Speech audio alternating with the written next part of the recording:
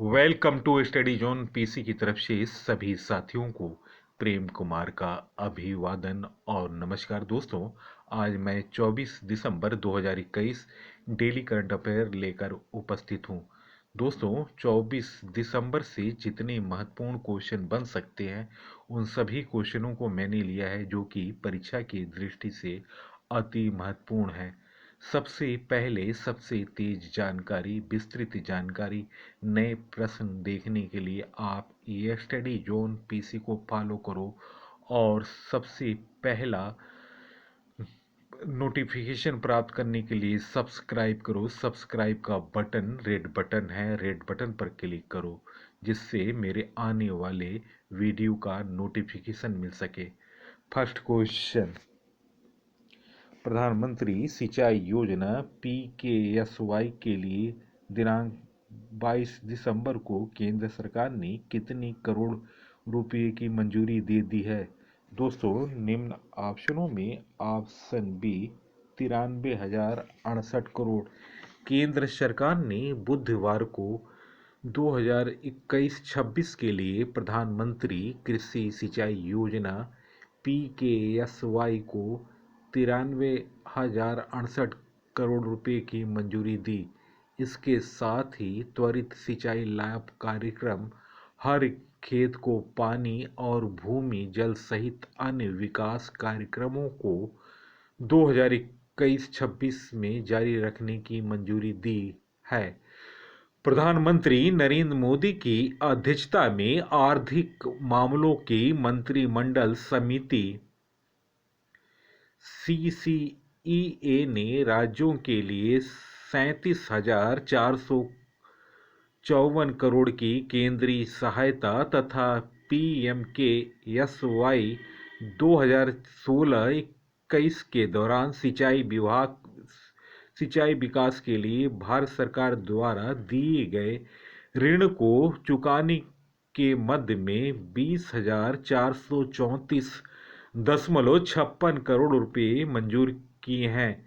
त्वरित सिंचाई लाभ कार्यक्रम केंद्र सरकार की प्रमुख योजना है। इसका उद्देश्य सिंचाई परियोजनाओं को वित्तीय सहायता प्रदान करना है। एआईवीपी के अंतर्गत 2021-26 के दौरान कुल अतिरिक्त सिंचाई क्षमता का 13.88 लाख हेक्टेयर तक करना है। चालू 60 परियोजनाओं को पूरा करने पर ध्यान देने के अलावा जिनमें उनसे संबंधित 3,023 लाख हेक्टेयर क्षेत्र का विकास भी हो सके। Next question, Sony picture networks India private limited SPAI और Zee entertainment enterprise limited GEEL ने बाध्यकारी विलय संबंधी करार किया है। इस कंपनी के नए एमडी एंड सीईओ कौन होंगे? दोस्तों निम्न ऑप्शनों में ऑप्शन डी पुनीत गोयल इस प्रश्न का सही उत्तर है। दोस्तों Sony pictures networks India private limited SPNI और Zee entertainment enterprises limited GEEL ने बाध्यकारी विलय संबंधी करार किया। दोनों कंपनियों ने बुधवार को एक संयुक्त बयान में कहा कि ड्यू डिलिजेंस के लिए एक दूसरे को दी गई अवधि की समाप्ति के बाद यह करार हुआ है। इसके तहत जीईईएल और एसपीएनआई अपने नेटवर्क, डिजिटल संपत्तियों, प्रोडक्शन, ऑपरेशन और प्रोग्राम लाइब्रेरी का एकीकरण कर देंगे।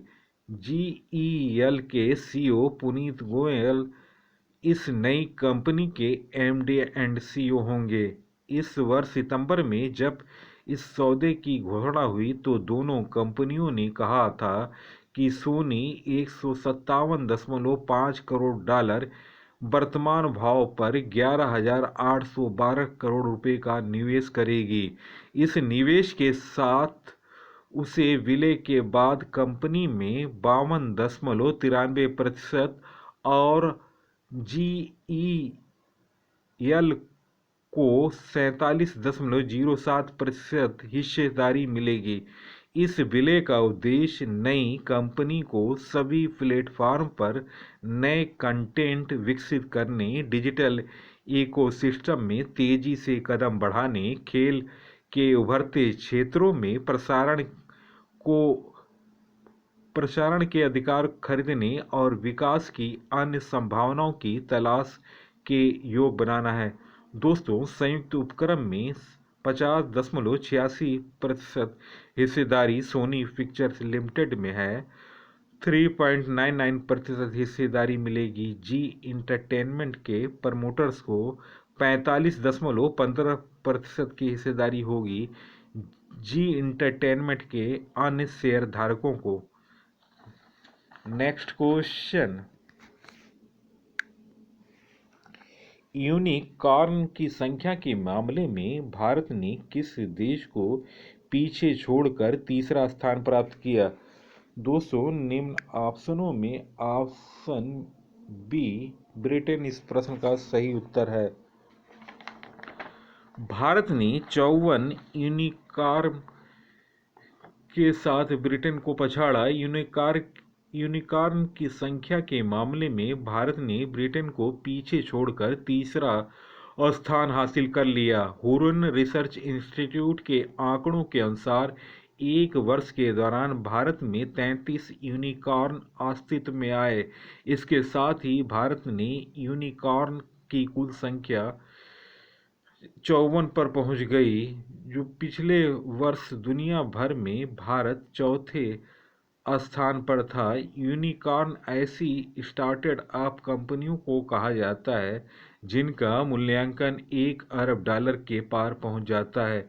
नवीनतम सूची के अनुसार अमेरिका ने उस वर्ष 250 यूनिकॉर्न जोड़े। इससे उनकी कुल संख्या 487 पर पहुंच गई। वहीं चीन में इस एक वर्ष के दौरान यूनिकॉर्न की संख्या में 74 की बढ़ोतरी हुई। इस बढ़ोतरी के बाद चीन में अब ऐसी कंपनियों की संख्या 301 पर पहुंच गई जिनका मूल्यांकन 1 अरब डॉलर से अधिक है। दुनिया भर में यूनिकॉर्न की कुल संख्या में सिर्फ अमेरिका और चीन की 74% हिस्सेदारी है। दोस्तों, ब्रिटेन के बारे में जानते हैं। इंग्लैंड, वेल्स, स्कॉटलैंड और उत्तरी आयरलैंड देशों के संयुक्त समूह को यूनाइटेड किंगडम कहा जाता है। प्रसिद्ध इंग्लिश चैनल ग्रेट ब्रिटेन को उत्तरी फ्रांस से अलग करता है। डोबर जल संधि इंग्लिश चैनल और उत्तरी सागर को जोड़ता है। ब्रिटेन की प्रमुख नदियां हैं टेम्स, टाइन, मर्सी, सेवर्न। 15वीं शताब्दी के गुलाबों का युद्ध इंग्लैंड में हुआ था। विश्व में सबसे पहले औद्योगिक क्रांति की शुरुआत इंग्लैंड में हुई। यूके की राजधानी लंदन टेम्स नदी पर स्थित है। यूके के प्रधानमंत्री हैं बोरिस जॉनसन। दोस्तों, नेक्स्ट क्वेश्चन, किस देश की अदालत ने दुबई के शासक को अपनी पूर्व पत्नी और बच्चों को 5,550 करोड़ भुगतान करने का आदेश दिया? यह लंदन में सबसे महंगे तलाक में से एक है। दोस्तों, निम्न ऑप्शनों में ऑप्शन सी ब्रिटेन इस प्रश्न का सही उत्तर है। दोस्तों, एक ब्रिटिश अदालत ने दुबई के शासक को अपनी पूर्व पत्नी और उनके बच्चों को 5,550 करोड़ का भुगतान करने का आदेश दिया। यह ब्रिटिश इतिहास में सबसे महंगे तलाक में से एक है। लंदन में सबसे महंगे तलाक में से एक है। लंदन के एक जज ने शेख मोहम्मद बिन राशिद अल मखतूम को राजकुमारी हया बिन्त अल हुसैन को सुरक्षा और खोई हुई वस्तुओं जैसे आभूषण और कपड़ों को कवर करने के लिए 3 महीने के भीतर 251.5 मिलियन पाउंड का भुगतान करने का आदेश दिया है। Next question. भारत ने पर्ले मिसाइल का सफल परीक्षण दिनांक 22 दिसंबर 2021 को कहाँ किया? दोस्तों निम्न ऑप्शनों में ऑप्शन सी बालासोर तट ओडिशा इस प्रश्न का सही उत्तर है। दोस्तों भारत ने बुधवार को उड़ीसा के तट के पास सतह से सतह पर मार करने में सक्षम कम दूरी की बैलिस्टिक मिसाइल पर्ले का सफल परीक्षण किया। रक्षा अनुसंधान एवं विकास संगठन डीआरडीओ ने यह जानकारी दी। डीआरडीओ द्वारा विकसित ठोस ईंधन युद्धक मिसाइल भारतीय बैलिस्टिक मिसाइल कार्यक्रम के पृथ्वी रक्षा वाहन पर आधारित है। डीआरडीओ ने बयान जारी करके बताया कि एपीजे अब्दुल कलाम द्वीप से सुबह 22 तारीख को 10:30 बजे प्रक्षेपित मिसाइल ने मिशन के सभी उद्देश्यों को पूरा किया। बयान के अनुसार निगरानी उपकरणों के जरिए तट रेखा से इसके प्रक्षेपण की निगरानी की गई। पर्ले 150 से 500 किलोमीटर से कम दूरी की सतह पर मार करने वाली मिसाइल है और यह 500 से 1000 किलोग्राम भार वहन करने में सक्षम है। जमीन से जमीन पर मार करने वाली यह कम दूरी की पर्ले मिसाइल करीब 500 किलोमीटर तक प्रहार करने की ताकत रखती है। 5 टन वजनी यह मिसाइल 1000 किलोग्राम तक विस्फोटक ढोने में सक्षम है। डीआरडीओ ने 2015 मार्च में अपनी वार्षिक रिपोर्ट में इस मिसाइल का जिक्र किया था। इस मिसाइल को इस तरह से बनाया गया कि यह दूसरे शॉर्ट रेंज बैलिस्टिक मिसाइलों की तुलना में ज़्यादा घातक है। यह अपने हमले को सटीक निशाने के साथ साथ ध्वस्त करने में पूरी तरह काम आती है। पर्ले का दूसरा परीक्षण करीब 2 वर्ष पूर्व इसी परीक्षण स्थल पर किया गया था। Next question. BrahMos aerospace limited के नए प्रमुख कार्याधिकारी और प्रबंध निदेशक एमडी एंड सीईओ कौन बने? दोस्तों निम्न ऑप्शनों में option D A Shivathanu Pillai इस प्रश्न का सही उत्तर है। दोस्तों ब्रह्मोस एरोस्पेस लिमिटेड के संस्थापक हैं ए शिवथनु पिल्लई और स्थापना हुआ था 12 फरवरी 1998। मुख्यालय है नई दिल्ली। Next question. राष्ट्रमंडल भारोत्तोलन चैंपियनशिप में भारत ने कुल कितने पदक जीते? दोस्तों निम्न ऑप्शनों में ऑप्शन सी 16 इस प्रश्न का सही उत्तर है। दोस्तों भारत ने ताशकंद उज्बेकिस्तान में आयोजित राष्ट्रमंडल भारोत्तोलन चैंपियनशिप 2021 में कुल 16 पदक जीते, जिनमें 4 स्वर्ण 7 रजत और 5 कांस्य पदक शामिल है। दोस्तों राष्ट्रमंडल भारोत्तोलन चैंपियनशिप ताशकंद उज्बेकिस्तान में हुआ था। Next question. 20 दिसंबर 2021 को सशस्त्र सीमा बल एसएसबी ने अपना कौन सा स्थापना दिवस मनाया? दोस्तों निम्न ऑप्शनों में ऑप्शन सी 56वां इस प्रश्न का सही उत्तर है। 20 दिसंबर 2021 को सशस्त्र सीमा बल ने अपना 58वां स्थापना दिवस मनाया। एएसएसबी की स्थापना वर्ष 20 दिसंबर 1963 है। दोस्तों, एएसएसबी की स्थापना 20 दिसंबर 1963 में हुई। मुख्यालय नई दिल्ली है। मोटो है सर्विस, सिक्योरिटी एंड ब्रदरहुड। महानिदेशक हैं कुमार राजेश चंद्र। नेक्स्ट क्वेश्चन, आईएएस अधिकारी दीपक कपूर किस राज्य के सूचना व जनसंपर्क के नए महानिदेशक नियुक्त हुए? दोस्तों, निम्न ऑप्शनों में ऑप्शन सी महाराष्ट्र इस प्रश्न का सही उत्तर है। दोस्तों, आईएएस अधिकारी दीपक कपूर राज्य के सूचना व जनसंपर्क विभाग के नए महानिदेशक पर नियुक्त किए गए।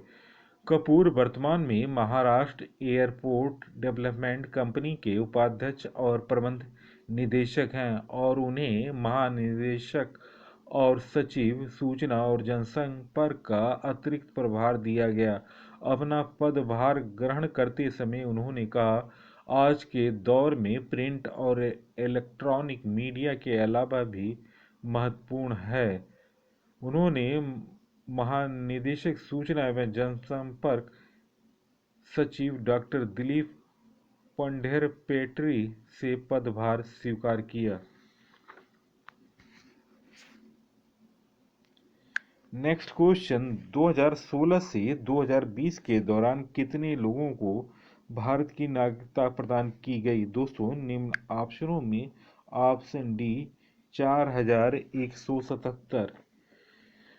दोस्तों, केंद्र सरकार ने बुधवार को संसद में बताया कि करीब 11,000 लोग भारत की नागरिकता पाने के लिए कतार में हैं।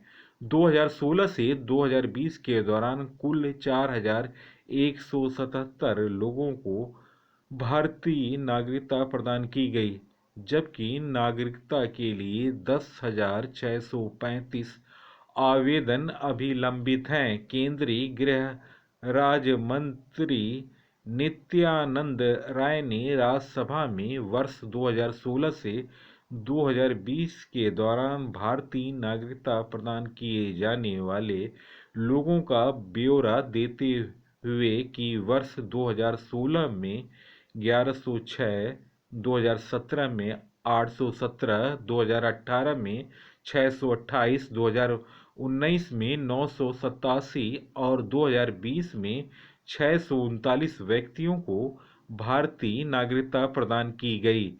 इस अवधि में अब तक 4,177 लोगों को भारतीय नागरिकता प्रदान की गई। नेक्स्ट क्वेश्चन, गणना की चूक से किस विभाग को 12,476 करोड़ रुपए का नुकसान हुआ? दोस्तों, निम्न ऑप्शनों में ऑप्शन बी इस प्रश्न का सही उत्तर है। दोस्तों, कर आकलन में गलती और गणना में चूक की वजह से आयकर विभाग को 12,476 करोड़ रुपए का नुकसान हुआ। नियंत्रक एवं महालेखा परीक्षक कैग ने केंद्रीय प्रत्यक्ष कर बोर्ड सीबीडीटी को ऐसी गलतियों से बचने के लिए फुल प्रूफ आईटी सिस्टम और आंतरिक नियंत्रक तंत्र बनाने का सुझाव दिया। कैग ने संसद में पेश एक रिपोर्ट में कहा कि 12,476.53 करोड़ रुपये के 356 बड़े मामलों का ऑडिट करने के बाद पता चला कि इसमें कई तरह की गलतियां हैं।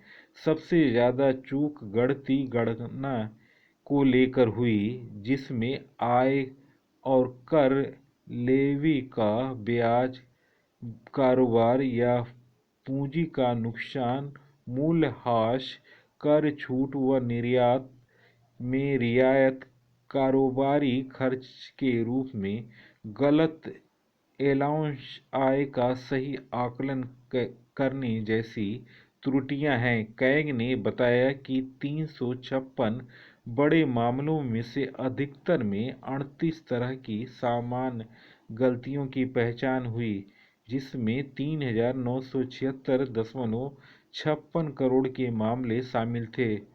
कर व सरचार्ज की गलत गणना, लेवी को गलत ब्याज दर और ज़्यादा रिफंड जारी करना आयकर विभाग के आंतरिक नियंत्रण में कमी को दर्शाता है। इसे तत्काल दूर करने की जरूरत है। नेक्स्ट क्वेश्चन, पेशेवर स्क्वैश का पुरुषों का नया अध्यक्ष किसे चुना गया? दोस्तों, निम्न ऑप्शनों में ऑप्शन डी सौरव घोषाल इस प्रश्न का सही उत्तर है। दुनिया के 15वें नंबर के खिलाड़ी भारत के सौरव घोषाल को बुधवार को पेशेवर स्क्वैश संघ PSA का पुरुषों का अध्यक्ष चुना गया। वह दुनिया के नंबर 1 खिलाड़ी अली फराक की जगह लेंगे। पुरुषों के अध्यक्ष के रूप में घोषाल को PSA के निदेशक मंडल में जगह मिली है। नेक्स्ट क्वेश्चन, फिलाडेल्फिया में प्रतिष्ठित जूनियर अमेरिकी ओपन स्क्वैश टूर्नामेंट का अंडर 15 का खिताब किसने जीता? दोस्तों, निम्न ऑप्शनों में ऑप्शन बी अनाहत सिंह इस प्रश्न का सही उत्तर है। भारत की अनाहत सिंह ने फिलाडेल्फिया में प्रतिष्ठित जूनियर अमेरिकी ओपन स्क्वैश टूर्नामेंट का अंडर 15 लड़कियों के वर्ग का खिताब जीता। दिल्ली के 13 साल की अनाहता ने फाइनल में मिस्र की जेदा मोरेई को 11-9, 11-5, 8-11, 11-5 से हराया। सेमीफाइनल में अनाहत ने अमेरिकी जूनियर राष्ट्रीय चैंपियन डिक्सन हिल को 11-8, 11-9, 11-5 से हराया। विश्व के सबसे प्रतिष्ठित जूनियर स्क्वैश टूर्नामेंट में से एक जूनियर अमेरिकी ओपन में 41 देशों के 850 से अधिक शीर्ष जूनियर खिलाड़ियों ने हिस्सा लिया था। टूर्नामेंट का आयोजन फिलाडेल्फिया के ऑर्लेन स्पेक्टर सेंटर में किया गया था। नेक्स्ट क्वेश्चन, पुरुष एशियन चैंपियनशिप ट्रॉफी 2021 का विजेता कौन बना? दोस्तों, निम्न ऑप्शनों में ऑप्शन ए दक्षिण कोरिया इस प्रश्न का सही उत्तर है। दोस्तों, पहली बार फाइनल खेल रहे दक्षिण कोरिया ने जबरदस्त वापसी करते हुए एशियाई खेलों के विजेता जापान को दिनांक 22 दिसंबर को पेनाल्टी शूट आउट में 4-2 से पराजित कर एशियन चैंपियन ट्रॉफी का खिताब जीत लिया। कोरिया की टीम ने मुकाबले में बढ़त बनाई, लेकिन अगले 2 क्वार्टर में 3 गोल खाकर 1-3 से पिछड़ गया। कोरिया ने वापसी करते हुए अंतिम क्वार्टर में 2 गोल दागे और अंतिम मिनट में 3-3 से मैच को बराबर कर दिया। कोरिया ने अपना आखिरी गोल मैच के अंतिम मिनट में दागा, जिससे मैच फैसले के लिए पेनाल्टी शूट आउट में चला गया। शूट आउट में कोरिया की टीम ने बेहतर प्रदर्शन किया और 4-2 से जीत हासिल कर खिताब अपने नाम कर लिया। कोरिया का इससे पहले टूर्नामेंट में सर्वश्रेष्ठ प्रदर्शन 2016 में चौथे स्थान पर था। दोस्तों, दोनों ही देशों के बीच मुकाबले में शुरुआत में कड़ी टक्कर देखने को मिली। पिछले संस्करण के संयुक्त विजेता को 6-5 से हराकर पहली बार फाइनल में पहुंची थी। दक्षिण कोरिया ने शूट आउट में 4 गोल दागे, जबकि जापान ने 2 गोल ही कर सकी। दोस्तों, इसी के साथ दक्षिण कोरिया ने एशियाई चैंपियनशिप का गोल्ड जीत लिया। वहीं जापान को रजत पदक से संतोष करना पड़ा। दोस्तों, कांस्य पदक के मुकाबले में टोक्यो ओलंपिक की कांस्य पदक विजेता ने चिर प्रतिद्वंदी पाकिस्तान को बेहद रोमांचकारी मुकाबले में 4-3 से हराकर एशियाई चैंपियंस ट्रॉफी पुरुष टूर्नामेंट का कांस्य पदक जीत लिया। दोस्तों, 6 टीमों ने इस टूर्नामेंट में भाग लिया था। दोस्तों, एशियाई चैंपियनशिप पुरुष हॉकी 2021 आयोजन स्थल ढाका। स्वर्ण पदक दक्षिण कोरिया को मिला, रजत पदक जापान को, कांस्य पदक भारत। दोस्तों, सर्वाधिक 10 गोल कोरिया के जैंग जोन हुन ने किया। 5 साल पहले चौथे स्थान पर था कोरिया, जो कि उसका सर्वश्रेष्ठ प्रदर्शन था। टूर्नामेंट में 14 मैचों में कुल 85 गोल दागे गए। भारत की तरफ से 8 गोल किए हरमनप्रीत ने। दोस्तों, आयोजन स्थल ढाका। स्वर्ण पदक दक्षिण कोरिया को, रजत पदक जापान को, कांस्य पदक भारत। एशियाई चैंपियनशिप पुरुष खिताब जीतने वाली टीमों में भारत ने 3 बार, पाकिस्तान ने 3 बार, दक्षिण कोरिया ने 1 बार। दोस्तों, पुरुष एशियन चैंपियनशिप ट्रॉफी हॉकी के विजेता हैं। 2011 में भारत विजेता था, उप विजेता पाकिस्तान था। 2012 में पाकिस्तान विजेता बना, भारत उप विजेता। 2013 में पाकिस्तान विजेता बना, जापान उप विजेता। 2016 में भारत विजेता बना, पाकिस्तान उप विजेता। 2018 में टूर्नामेंट के फाइनल में बरसात होने के कारण भारत और पाकिस्तान को संयुक्त विजेता बनाया गया।